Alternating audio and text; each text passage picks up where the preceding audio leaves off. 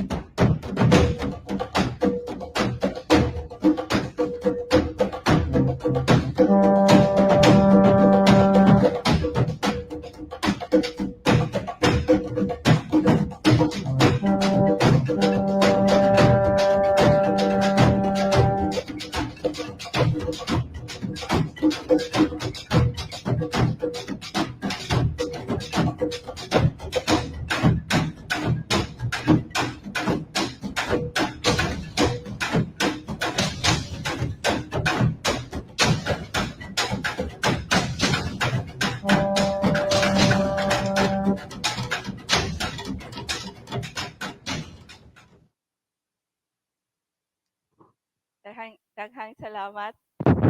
Daghang salamat. Daghang salamat for that video. So that was made by our intern from UP Cebu Communication Department of UP Cebu. So that they were mass comm students. So thank you very much for that video. And also, so we would know, actually, we named this the 𝗪𝗪𝙗𝙗 in honor of Dato Dagami, because you would want the people to know who Dagami was, because he is not usually known. We don't know about him. We know about Lapu-Lapu, but do you know about the Gami? Wala pa. So we first saw the Gami, aside from, of course, Wikipedia. So it is William Henry Scott who wrote about uh, Warrior Dagami in this book. He has an article here looking for the pre-Hispanic Filipino, telling us about the Gami who led the revolt against Miguel Lopez de Legazpi in 1565. So it is in this book. So we would know also, like, even T. Valentino Sitoy. So from archival documents, so it is William Henry Scott got his sources from the archives in Madrid. And also, T. Valentino Sitoy also mentioned the Gami many times in this book. And he mentioned about the resistance of the natives against the introduction of Christianity by the Spanish colonizers. In this book, The Initial Encounter, A History of Christianity in the Philippines. And by the way, these are all available at Palmgrass Basahanan. So if you want to get hold of this book, very kind of affordable books and very enlightening books about our history. And it is in this book, in T. Valentino. We know it is in this book that he mentioned about those artificial artificial food scarcity that the natives did in the Visayas to drive away the Spaniards. So even if, like, Cebu was a center of trade in Southeast Asia, there were centers of trade in the different parts of the Visayas and Mindanao, like Butuan, and also in Panay, and also in Oton, right? In Oton, in Bohol also, there are centers of trade. But then the Spaniards couldn't eat when they occupied us in 1565. So it is in this also in this book that we would know that the about the how how the chiefs in Cebu went to Legazpi, was forced to have an oath, or a treaty of peace treaty with Legazpi, because Legazpi hostage the Cebuanos after Dagami ambushed the assistant of Miguel Lopez de Legazpi, Pedro de Arana, on May 23, 1565. So a few weeks after, Legazpi hostage Jose the Cebuanos and asked and demanded that Tupas and other chiefs would go to him and pledge allegiance to Spain. And only one dato did not go. It was Dagami, who did not go to pledge allegiance to Spain. So the revolt was waged for 2 years until he was found out, and he was also beheaded, where they beheaded the assistant of Miguel Lopez de Legazpi. So to know more about that, you should get hold of this book. So actually, we had discussions also about that. So we would know that is why, because of that, we are discussing today the methods of warfare of the Visayans. So we would know from history and from our resource persons, and we would also know the practices of the indigenous cultures right now in Mindanao. So of course, we would also be having events, upcoming events that we also invite you. So we have on October 14 is the the the anniversary of Palmgrass de Cebu Heritage Hotel's Alima Native Massage, where we practice our healing heritage. And also we would be having resource persons like in alternative medicine and also from Siquijor. And we will also have on October 29 to celebrate our Kalag-Kalag. We would be we would be an alternative celebration of the Halloween is a discussion on the burial practices in pre-colonial times. We will have someone from the National Museum of the Philippines and also Dr. Rolando Burinaga, who has also studied the Visayan culture and these practices of our ancestors in burial. And of course, we will have the Visayan mythical creature cosplay contest, Hadlok Hadlok Hadla Hadla sa Pangras. In November, we will be celebrating the birthday of General Arcadio Maxilom, and also we would be celebrating the birthday of Andres Bonifacio. So stay tuned for that. We will have also essay writing contest with the students of Central Visayas. On the spot essay hybrid. On the spot essay writing contest. So, so now we would like to introduce to you 𝐕i𝐜e𝐧t𝐞 𝐸i𝐺l𝐚n. So thank you very much to those who have just tuned in. Nick St. Pierre, please say from where you are, and also Albert John Manalo from the Rizal province, saying Padayon, and Danielle G. Gillig. So thank you very much to everyone who is watching this from the different parts of the world and the Philippines. So so we are so right now we would introduce our resource person. So we are so happy. It is our honor to introduce to you our on-site, our in-person resource person. So he has been with us also in a discussion about our pre-colonial practices in the 2 years ago. So he was with us before on online. So we are so happy that he is with us right now on site and in person. So he is the advisor of the New Era University Center for Philippine Studies and a professor of history at the College of Social Sciences and Philosophy. And he is the coordinator of the Tri-College Philippine Studies program of the University of the Philippines-Diliman. He is the former president of the Adhika ng Pilipinas Incorporated, a former member of the Advisory Committee of the National Historical Commission of the Philippines. He is an executive committee member of the NCCA Gawad Manlikha ng Bayan. He is an executive committee member of the National Historical Research of the National Historical Commission of the Philippines, and he is a consultant of the Provincial Tourism and Cultural Affairs Office of CAPIS and the editor-in-chief of the INEO Center for Philippine Studies. And he is a consultant of many films that traces our pre-colonial practices like Urduha and also Indio. So Indio is, of course, it continues during the Spanish period. So, so we are so happy to have, he is one of the consultants of the National Quincentennial Committee for our 500-year celebration of the victory at Mactan. And he is proudly Bisayang Dako, Bisdak, from Panay. So we are so happy to introduce to you our on-site, our in-person resource person. He is a professor of the University of the Philippines, Diliman, Department of History, Dr. Vicente Villan.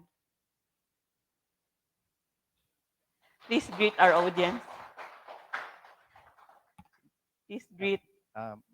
Mayong hapon o dagang salamat kay karidad kag kaninyong tanan, no. So masaya ko na nakaabot din no sa Cebu. Mga 4 times ko na yata sa Cebu ito. Daghang salamat, Dr. Vic. And we're so happy that you are still able to come here even if you just have a jet lag from your trip to Russia. So our resource person is all over the world in discussing about history of the Philippines. He just came from Russia actually, saying hi to Vladimir Putin and to Stalin and Lenin. So daghang salamat, Dr. Vic. And also with us this afternoon is a resource person who has immersed in the indigenous communities, indigenous cultural communities in Bukidnon. And he is a graduate of anthropology of the Ateneo de Cagayan, Xavier University, Ateneo de Cagayan. And he is the lead secretariat for the Cagayan de Oro City Historical and Cultural Commission. And he worked as laboratory assistant at the Museo de Oro, the University Museum of Xavier, Ateneo de Cagayan. And he is also involved in research and community development projects from the Research Institute for Mindanao Culture that aims to develop indigenous communities in Bukidnon. So he and his team are currently developing the City Museum into a center for Cagayan studies.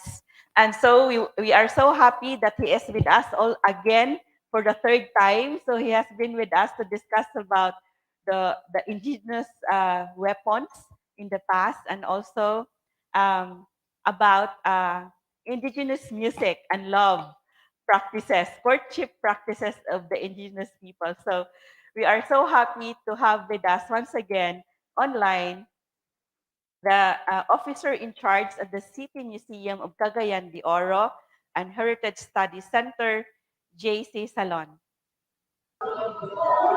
Good afternoon. Mopian na mahapon ka kantalangon, maayad ha mahapon ka inyo alan. So maayong hapon natong tanan. Maayad mahapon, 𝗪𝗪cie. Maayad Maayad ha ma'am. adlaw. Maayad ha adlaw or maayad ha aldaw. So, shout out sa mga dato sa lantapan nga when 𝗪𝗪cie asked permission to share the stories about the indigenous communities of the Matigsalog in Lantapan, Bukidnon. Ma usay maayong hapon, maayad mahapon or sa Maayad Matigsalog. ha mahayad ha mahapon. Ah, Maayad Maayad ha mahapon. mahapon. Oh. Sa Madagway ayuwa ha tamahapon ka inyo alan. madagway kay gwapa na. So, Oo, gwapa kay nga madagway, hapon. maayo, madagway, gwapa gid na. So, madagway mantang tanan. So, unsa nang tanan gani? Usay Ka inyo alan. kaninyo alan. So, sige, daghang salamat. So, we are now in an exciting forum to discuss about our past and the present of the indigenous cultures right now. So, can we show our audience that kanang who is naa sa costume? So, so later na lang kay wala pa. So, so now we would like to show you that Dr. Vic actually is the editor of this book. May we show Dr. Vic?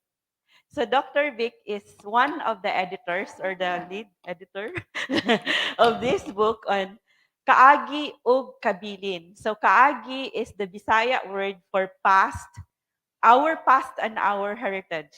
So kaagi ug kabilin, our history and our heritage. So kaagi ug kabilin. So this is pagsipat sa mga estadong bayan at circumnavigasyon sa kasaysayan at kalinangang Pilipino, edited by Dr. Vicente Villan, James Mozart Amsua, Susan Di Piedra, mga patnugot. So this is also available at Pangras Basahanan, and this is actually a very affordable and very precious book on the cultures and on our past, and the cultures in the Visayas and in the Philippines, and also about our, of course, this is also the circumnavigation of history and Filipino. Sa ganina, for those who can't understand Bisaya and Tagalog, kalinangang Pilipino is Philippine culture. Kalinangan din na. So the word good for Tagalog for culture, the culture is kalinangan. So thank you very much for this kind of new knowledge for us as we study more about our language, our native, our local languages. So we have Minerva from SDO Tapat, Mayla. So there is already a question. So Ferdinand says, so may we have Ferdinand, the camera for Ferdinand. Asa man nato if shows si Ferdinand, diri dapit. So there is already a question. So Gabriel is waving, and also Agnes Napoles, and also Feliza Joanna. So Pulvera Cloud is also watching. So we have our warrior in the warrior costume. So warrior attire with the kamagi. May we show Ferdinand also? So so so he is with a kamagi necklace with gold gold bracelets, and also with tattoo. He is showcasing how a pre-colonial Visayan warrior um, is clothed. So with also, of course, long hair, and also the, how do you say, pudong, and also the earrings, the gold earrings, the gold necklace, napanay belt. So, so, so daghang salamat to Ferdinand for showing us his attire of a Visayan warrior. So thank you very much. So now we would like to, there is already, so we would like to remind our audience that we would, those online, we would actually entertain your questions. We would read your questions and comments as we go along. And then, so also, for those on site, if you have questions, we have an open forum at the last part. So we have already a question from Ferdy, our party show, but we will answer this. The resource persons will answer this later. Were there any recorded engagement interaction with Chieftain Dagami with that from Luzon region? Akini Ferdy, wala gyud na. So if Dagami had interaction with those in Luzon, we don't know. It's not recorded.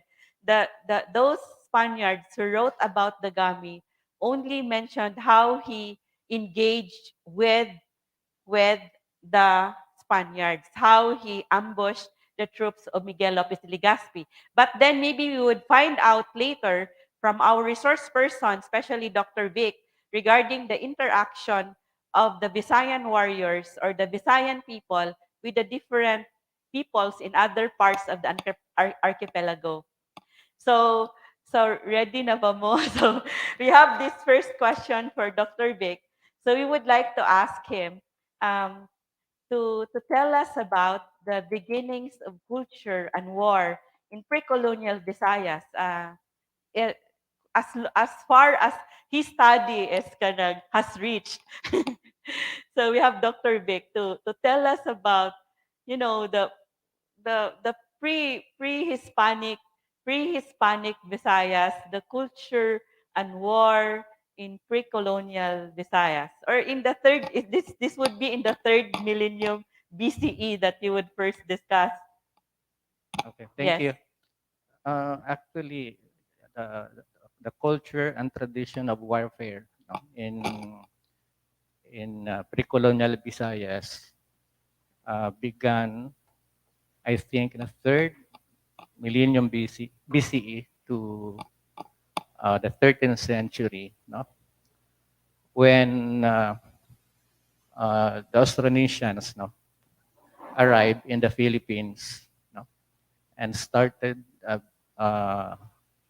establishing their maritime territory uh, along waterways such as creeks, rivers, lakes, and channels, and even straits.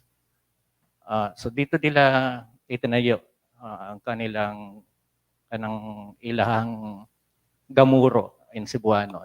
Is the gamuro of Cebuano, or the minuro of Panay, and the barangays even, no, all over the country. But dito sa Visayas, no, dito sa Visayas, na itatag nila yung mga uh, uh, maritime settlements, and because of the maritime and archipelagic nature ng kanilang way of life, naging bukas ito, no, sa contact with the outside world pagpasok ng 3rd millennium BC up to the 13th century.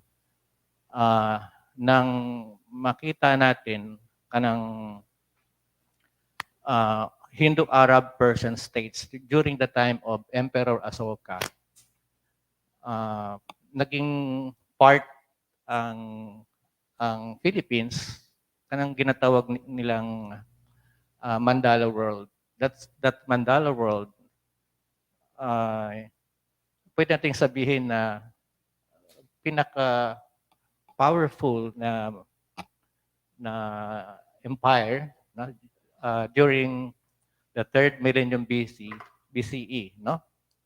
Up to the 8th century CE, no? Nang sinimula naman ng Arab Persians yung challenge, no? Yung challenge nila with the Mandala world sa pamamagitan ng pagtatag ng geopolitical order under Islamic concept known in history as UMA, no? As UMA. So dahil sa dalawang geopolitical orders, itong mga settlement along waterways, no? Na challenge sila, of course. Lalo na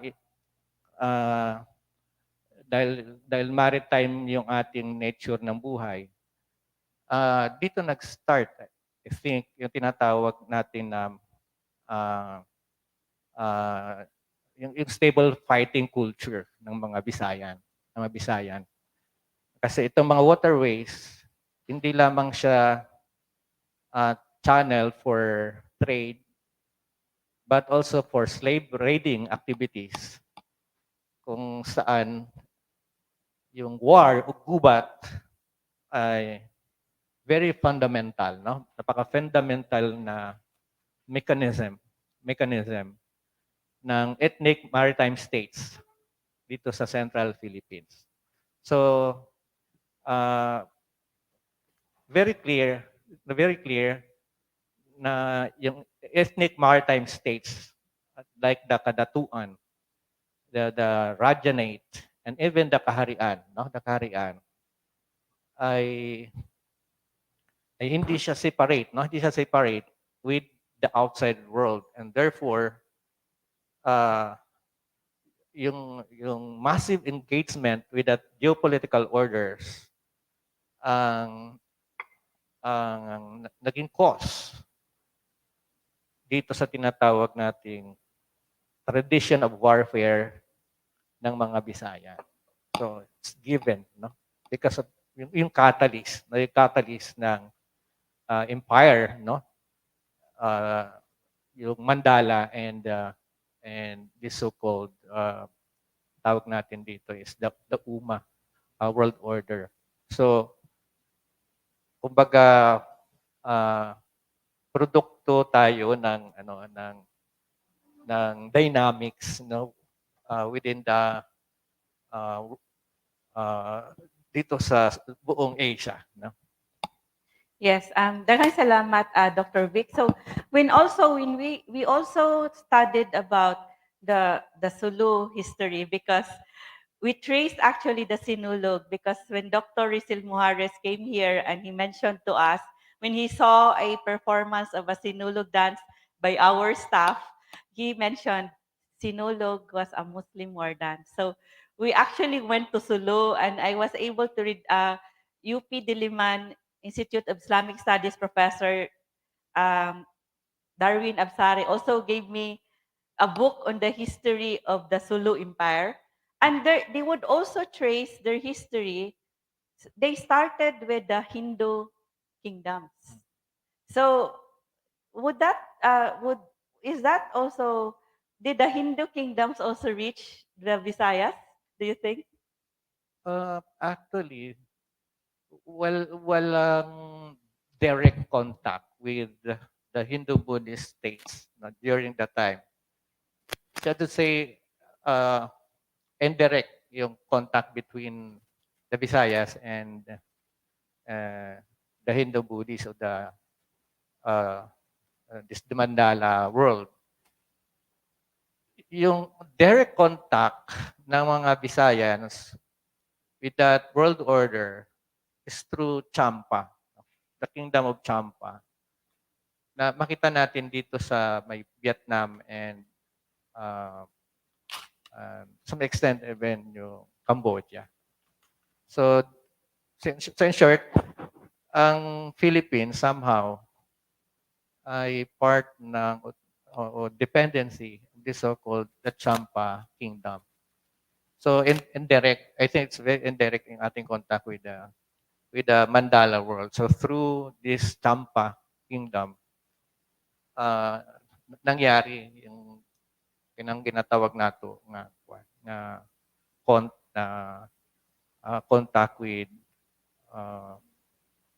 India. No? Yes, because also in that book of the history of the Sulu Empire, they also mentioned that as early as 6th century AD, the Sulu and the Pitan and also Butuan already sent like tribute. They were already a tributary of Champa. Mm. So and then they went actually to Champa. Even they. So of course we had already our maritime culture at that time. So we had boat building already. Yeah, and even 𝗪𝗪, boat builders din ang 𝗪𝗪 because they belong to one ancestry. Ito yung Austronesian. So dahil mga boat builders ang taga 𝗪𝗪, 𝗪𝗪𝘃, and Srivijaya, we shared our material culture like the the sea raiding vessels, no? The lanong and the karakoa, the balangays, no? So Yes. pareho lang, no? Pareho lang ang ang kataon lang mas maunlad lang yung 𝗪𝗪 at the time. And Yes. ang Pilipinas nasa ano na siya nasa path na siya ng development during that time. Yes. So because of that, we would like you to know. Dr. Vic was already mentioning about the boats. One of our pre-colonial boats, the 𝗪𝗪𝐾𝐴, a trading warship. We would like to show you our 𝗪𝗪𝐾𝐴 illustration by also. I think this is from a missionary, or this is from Pigafetta. So may we show the 𝗪𝗪𝐾𝐴 in the old ancient illustration?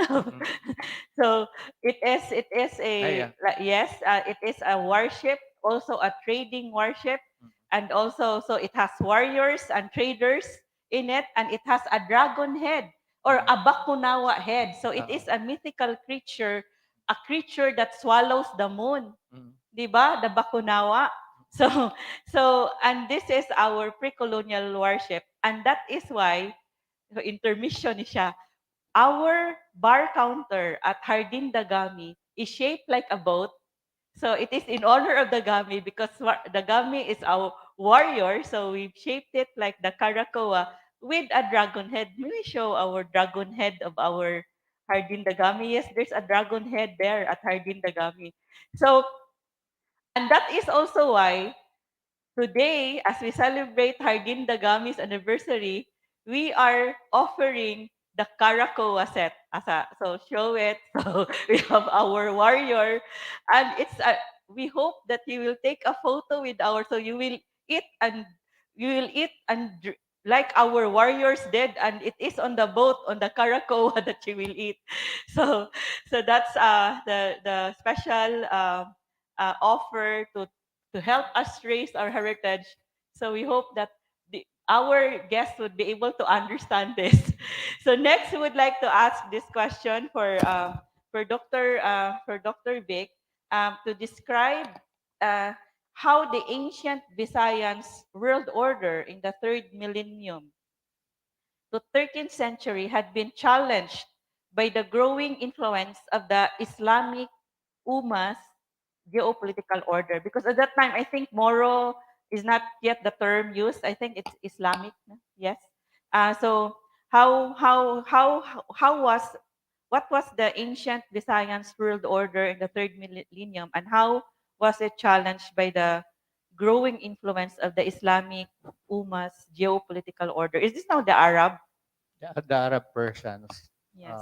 conceptualized this concept of the idea of 𝗪𝗂 meaning the invisible body of believers. So kanang mga nagtuo sa Islam, no?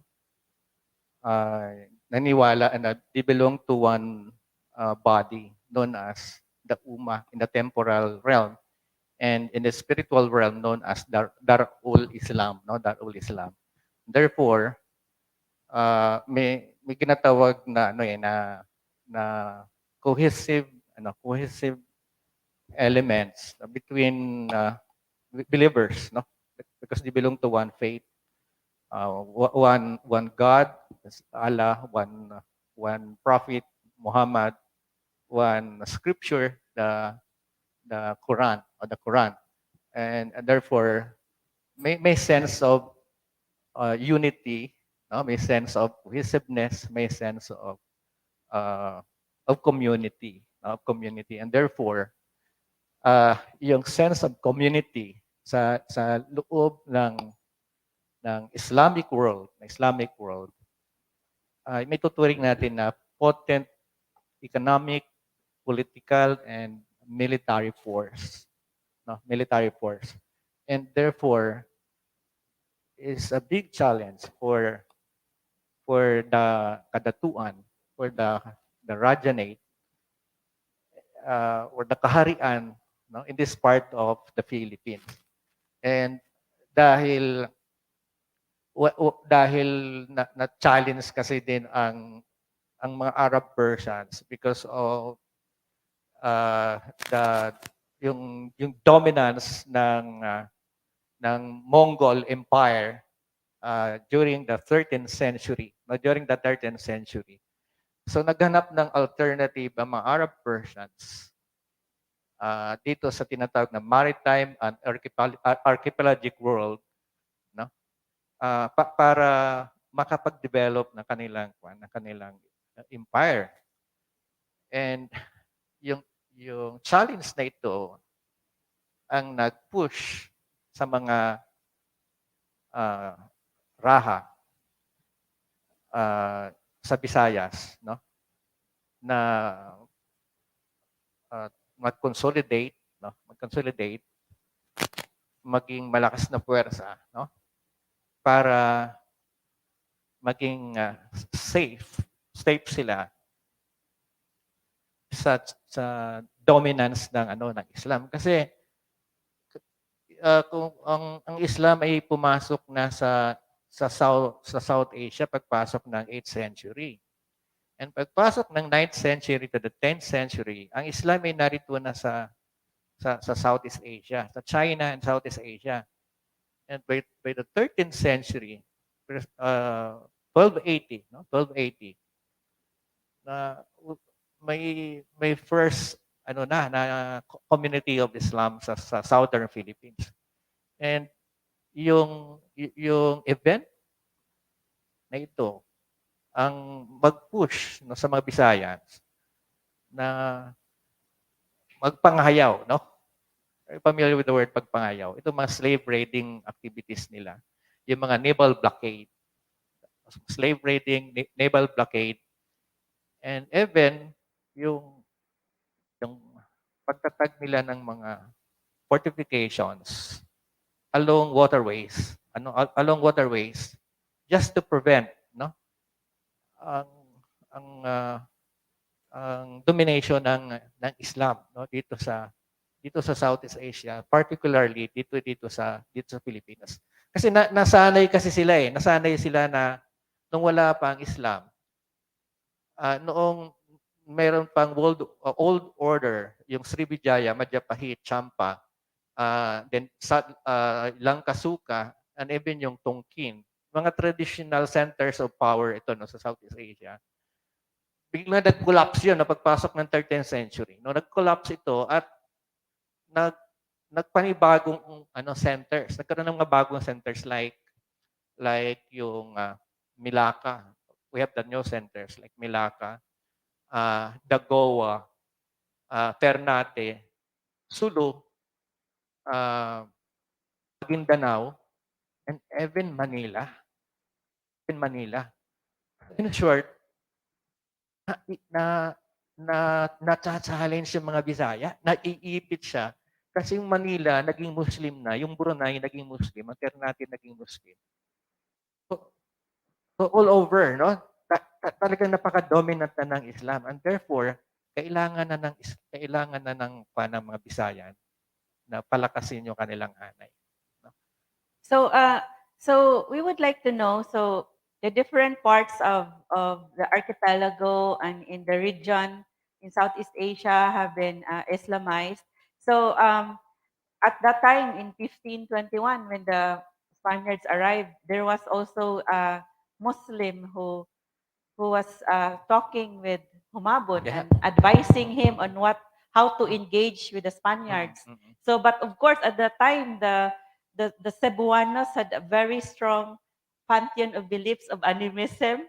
So, we would like to please describe how the ancient Visayans culture and warfare traditions were strengthened with the consolidation of the Islamic world order and the decline of the Srivijaya. So the Srivijaya, 𝗪𝗪𝘃, and Champa is more Hindu, right? So this is so with the decline of Srivijaya, 𝗪𝗃, and Champa in the 13th century. So and then with the consolidation, the strengthening of the Islamic world order. So how did the ancient Visayans culture and tradition? What happened to it?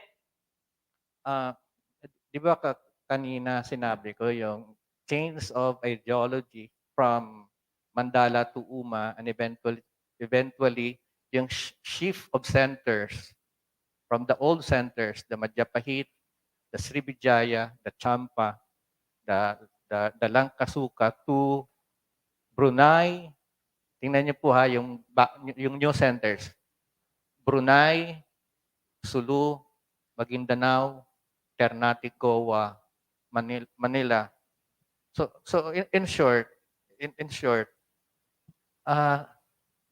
nanibago yung mga Bisayan. Nanibago kasi may shift of centers.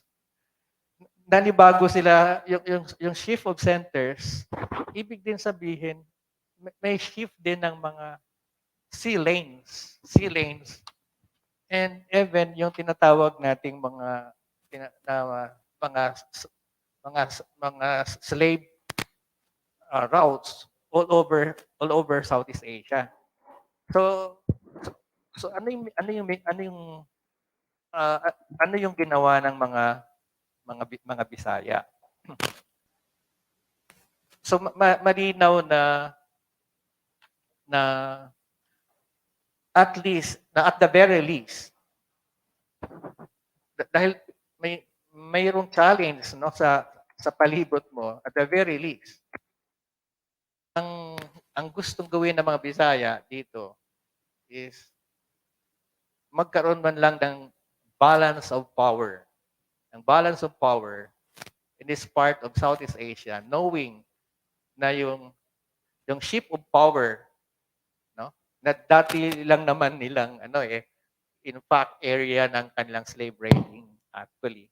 Kung mabasa ninyo si 𝗪𝗪𝗪, according to 𝗪𝗪𝗪, kapag yung mga Bisayan dumaan sa Mindanao, pati sa Luzon, alam niyo ba, natatakot ang mga taga Mindanao.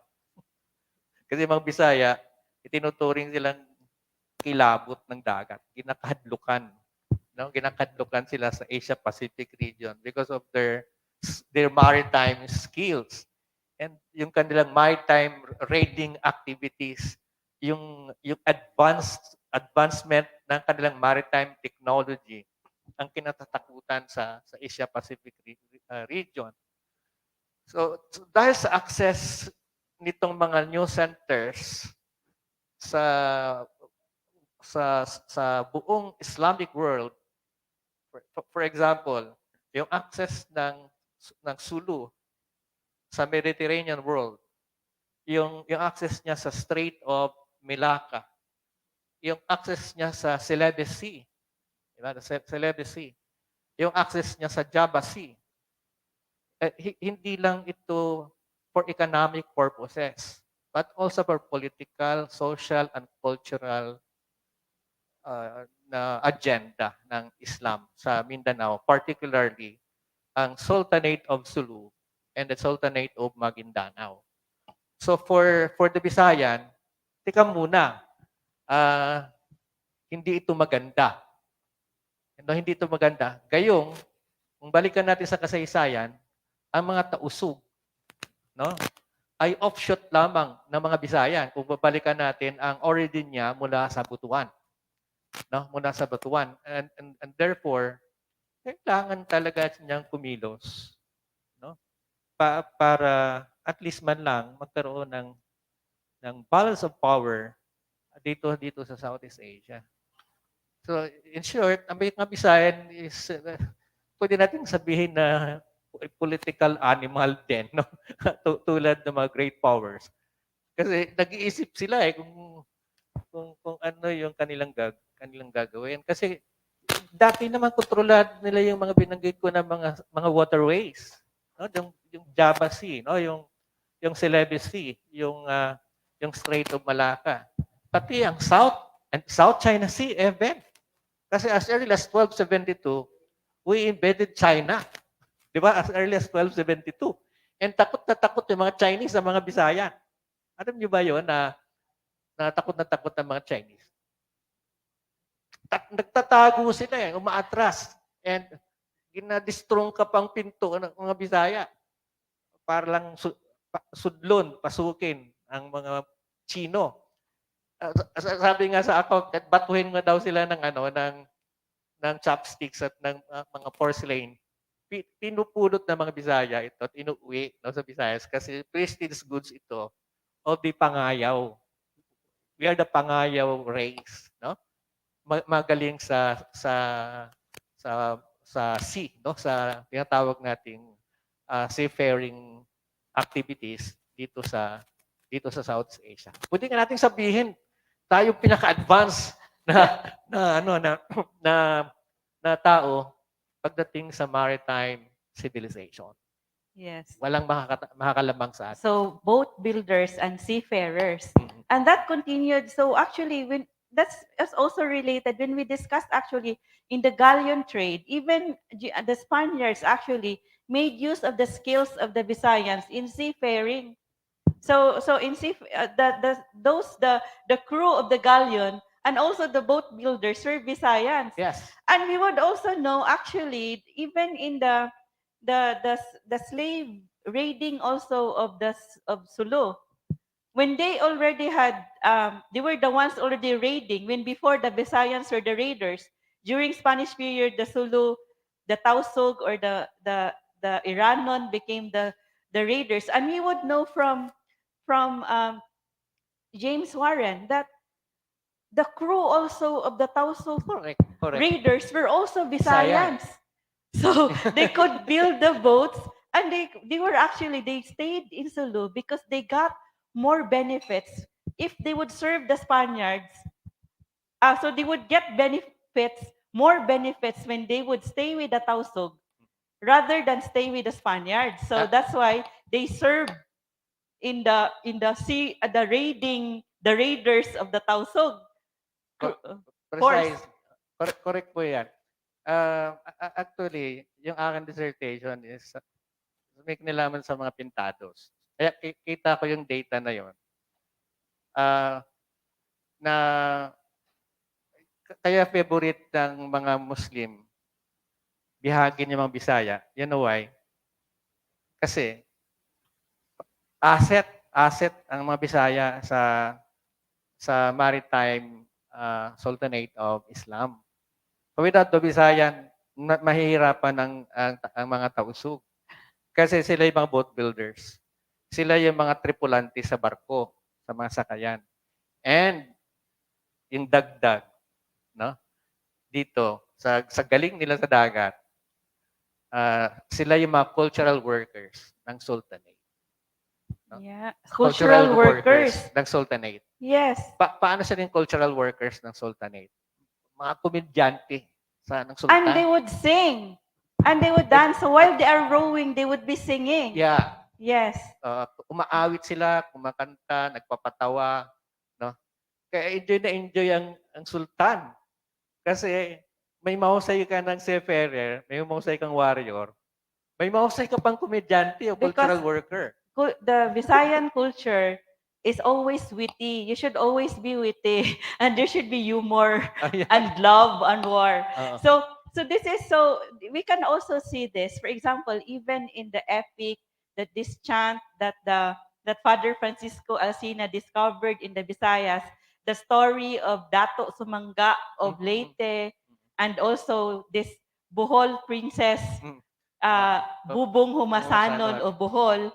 And when she was being courted by 𝗪𝙁𝙁 of Leyte, and of course they are all Visayans, Bubong Humasanon was demanding so many things. So, like for 𝗪𝙁𝙁 to go to Siquijor for the buyo, to go to the Pitan, to go to Sulu, and to go to China to get her slaves. A Chinese slave, grabe ka demanding. So he should be able to go to the different parts using his seafaring skills. So to get those things that the Bubong Humasanon wanted. So it's the maritime skills of our ancestors are even illustrated in our epics, no? Actually, pag binabasa mo yung narrative tungkol dyan, tama yun eh. Grabe yung yung appreciation ng mga Bisaya sa mga seafarer. Actually, naging gwapo ka pag seafarer ka eh. Hala. Maodi ay. Naging gwapo ka. Kasi kaayog yun, gwapo yun pagka seafarer ka. Until today. Until today. So actually there was also one who said, I don't know if you could confirm this. Someone was saying, one of the historians was saying that the Chinese knew first of the Visayans because the Visayans were the first to arrive to reach China before they were able to come to Cebu or to the Visayan Islands. They already know of the Visayans because we were the first to go there. Correct. To China because of our boat building and seafaring skills. So now, Dr. Vic, so we would like to remind our growing online audience.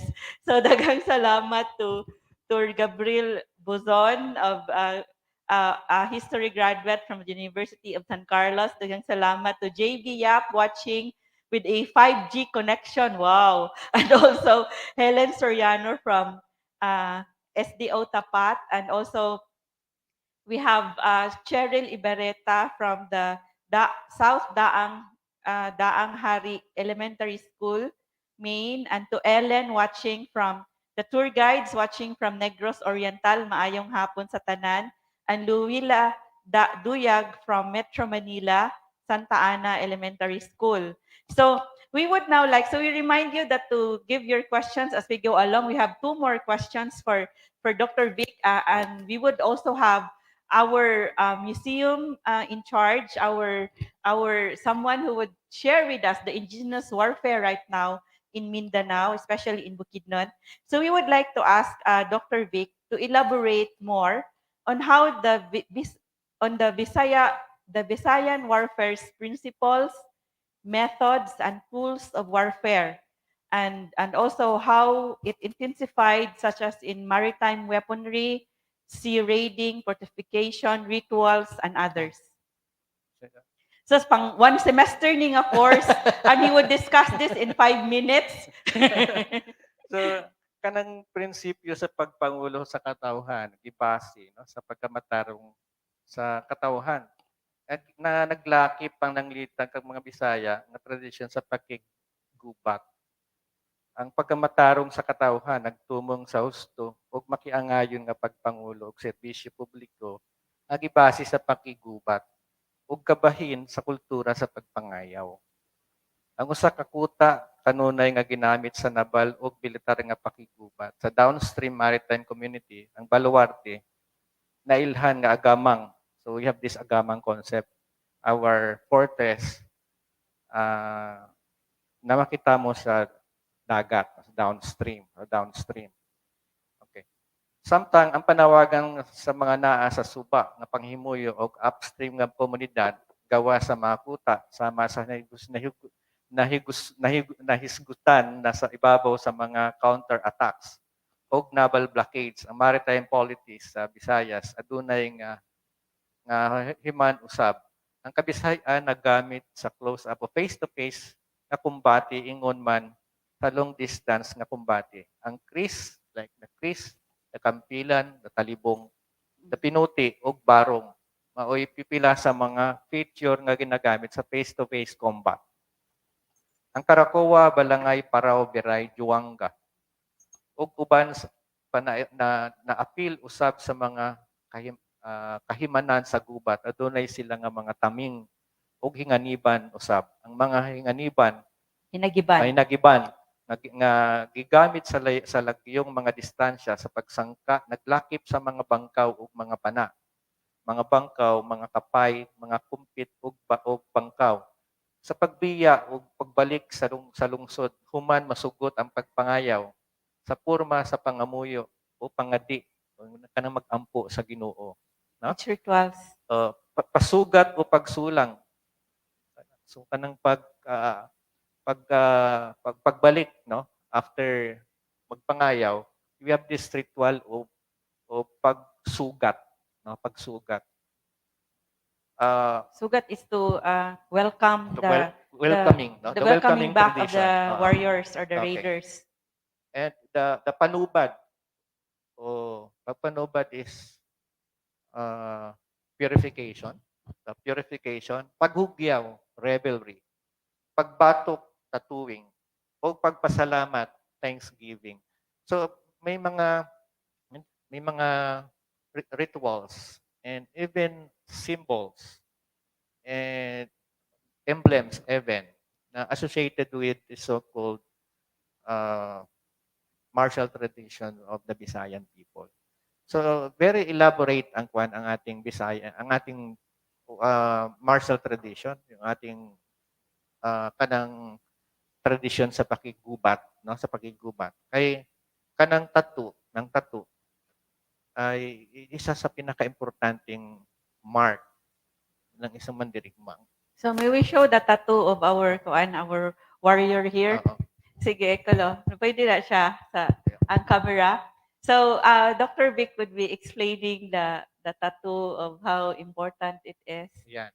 So nakita yung mga So, please show. Geometrical patterns. Sa tattoo, please. Oh, yan. So, ito yung wavy lines. Real tattoo na ha, dili na pentel pen. So, associated ng wavy lines, no? Sa dagat, no? Sa dagat. Kasi mga maritime warrior, mga Bisayan, no? Pag may nakita kayong kanang diamond, no? Symbolic yan for kanang bangkaw spears, no? Bangkaw spears.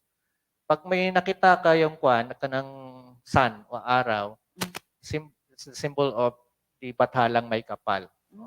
Batalang may kapal. And pag may nakita kamong ng moon, so simbolo yan ng mga either babaylan or the diwatas, no? The diwatas.